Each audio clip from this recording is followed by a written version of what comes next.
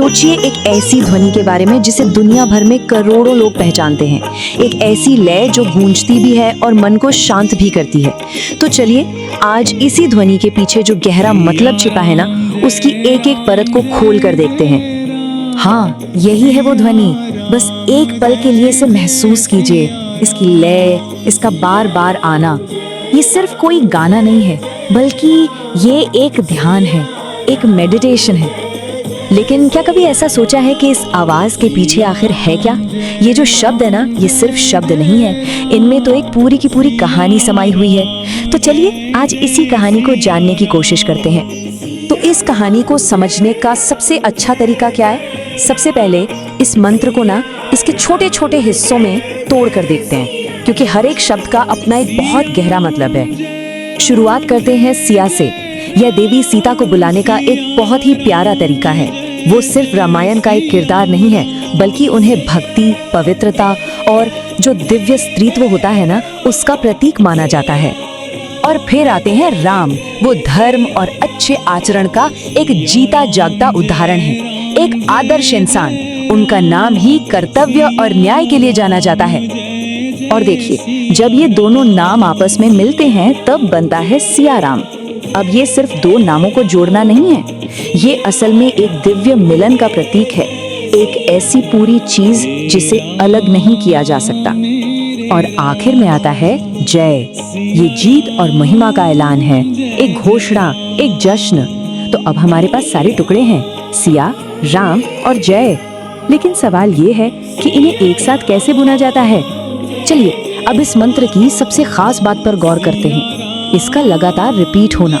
जो स्रोत सामग्री है उसमें इसे एक या दो बार नहीं, बल्कि कई कई बार दोहराया गया है।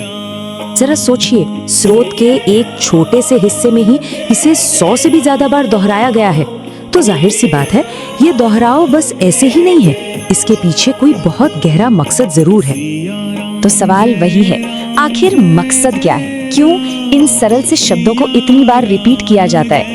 इसका जवाब दरअसल एक बहुत ही गहरी आध्यात्मिक कथा में छिपा हुआ है। इसे कहते हैं जप। ये मेडिटेशन की एक टेक्निक है। यहाँ होता क्या है कि जब शब्दों को बार बार दोहराया जाता है तो मन शांत हो जाता है और सारा ध्यान अंदर की तरफ फोकस हो जाता है। मतलब यहाँ दोहराव ही असली अभ्यास है।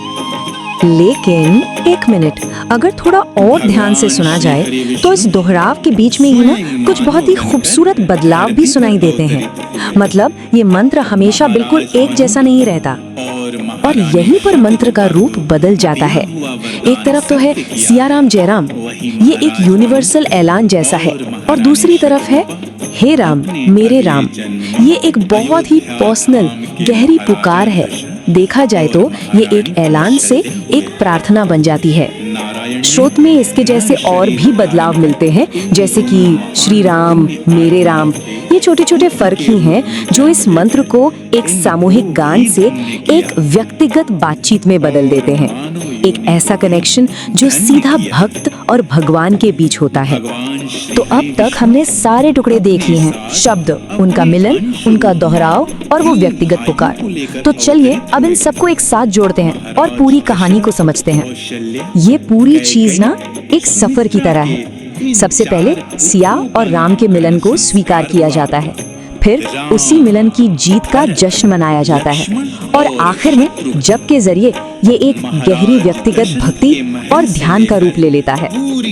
तो अगली बार जब भी ये मंत्र सुनाई दे तो इसे सिर्फ शब्दों की तरह मत सुनिएगा। ये एक पूरी कहानी है, एक दिव्य जोड़ी की, उनकी महिमा की, और हाँ, एक भक्त के दिल से निकली पुकार की। और ये सब हमें एक आखिरी सवाल पर लाके छोड़ देता है। जब हम किसी जानी पहचानी चीज की भी इतनी गहरी परतों को समझ लेते हैं, तो क्या उसे अनुभव करने का हमारा तरीका पूरी तरह बदल नहीं जाता? शायद असली जादू सिर्फ सुनने में नहीं, बल्कि समझने में है। महीने भर का दिन हो गया, महोत्सव चलता ही रहा।